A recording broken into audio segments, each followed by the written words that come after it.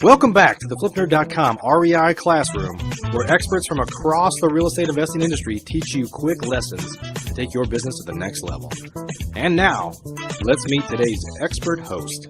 Hi everybody, and welcome to the REI Classroom. My name is Clay Malcolm with New Direction IRA, and today we're going to be talking about tax time tips for real estate IRA investors.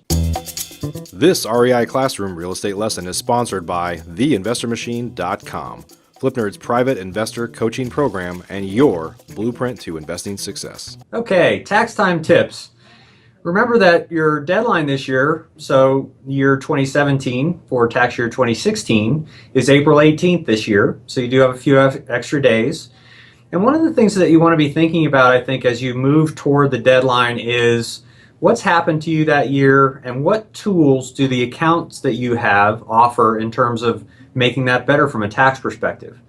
So we'll take traditional and Roth kind of as the basis first. Keep in mind that for most of us, if we can contribute to a traditional IRA, we get a tax deduction for that. So if you made a lot of money in a given year and you want to knock some of that off, then obviously you might want to look at your accounts and see if you have the ability to make a contribution so that you get that tax deduction. The other thing you might be thinking about is tax rates, what you're having as your tax rate this year, as opposed to what you'll be having as your tax rate in other years. The deduction obviously might help you more in one year than another. So that type of analysis, even though it's a little bit of a number crunching, it might be a little bit daunting for some of us, is one of the things one of the ways that you use that tool to its maximum advantage. Let's talk about a Roth. So for a Roth, you are taking the speculation about your tax rates out for the most part, with the exception of this year. So it's after-tax money, and in a lot of cases, even if you've contributed your personal max for, let's say, a 401k or a traditional, and you've already taken your allowable amount for deductions, you can still contribute to your Roth. So you might want to think about, am I making the most contributions that will help me later on? So in some cases, a Roth gives you an ability to contribute a little bit more because it's not tax deductible. The other thing you might think about in terms of those two dynamics is Roth conversions, so moving from a traditional to a Roth. So obviously thinking about, is this a year where your income tax rate is very high or very low, might determine whether this is a good year for a conversion.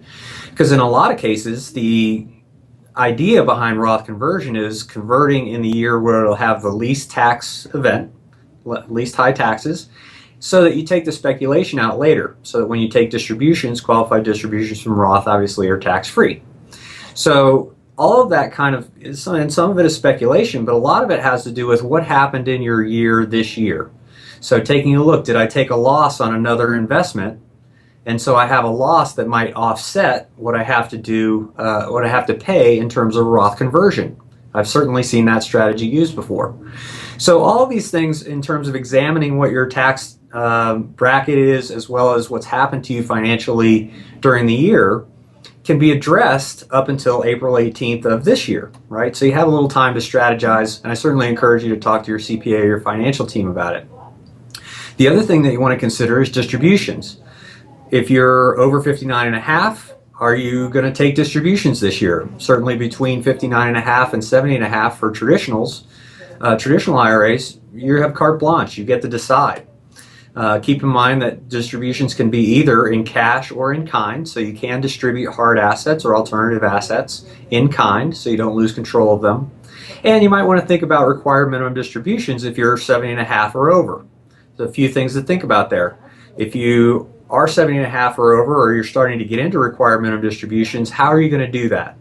Remember that if you have multiple IRAs, your entire required minimum distribution for all your IRAs can be made out of one account, or it can be proportionally out of each account. You get to make that strategy decision. So there are things to be thinking about in terms of your required minimum distribution at this time of year for this tax year, 2017. And there's a couple of ways to skin the cat there, and that's a terrible expression, but you understand what I'm talking about. So as tax time approaches, make sure to evaluate your past year and what's going to be happening in your tax year this year, and do the analysis, some number crunching, and that may lead you to be able to save yourself some tax money. Thanks for joining us on the IRA Classroom. We'll see you next time. Are you looking to change your life through real estate investing? If you're interested in either getting started or taking your business to the next level, please check out FlipNerd's private program at theinvestormachine.com. This is the most robust real estate investor coaching, networking, and mastermind on the planet, and designed for your success. If you're ready to roll up your sleeves, ready to take personal responsibility for your own success, and ready to dive into a world-class instructional coaching program that provides you step-by-step instruction to help you achieve financial freedom, then you should apply today. Spaces are limited, and candidates are only considered after an application and interview process. Our 12-month investor program is unparalleled. Think you might be a fit? Learn more today at theinvestormachine.com.